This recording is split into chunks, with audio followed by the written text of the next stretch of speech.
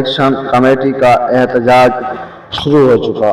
ناظرین، آزاد کشمیر کے اندر جو ہے نا جوائنٹ عوامی ایکشن کمیٹی کو دہشت گرد موجودہ حکومت نے دہشت گرد قرار دے کر اس کو کالعدم قرار دے دیا، جس کے نتیجے کے بعد اب عوام سڑکوں پر نکل آئی ہے اور عوام نے بھرپور احتجاج کیا ہے، جس کو آپ ویڈیو کے اندر بھی دیکھ رہے ہیں کہ کس طریقے سے عوام سڑکوں پر نکل رہی ہے۔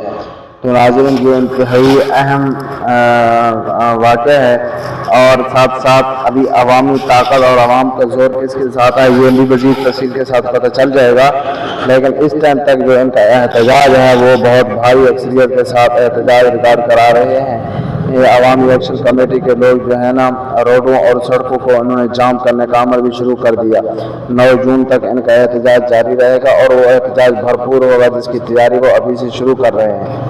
تو یہ ساری اپڈیٹس تھی جو ہم نے آپ کو بتا دی۔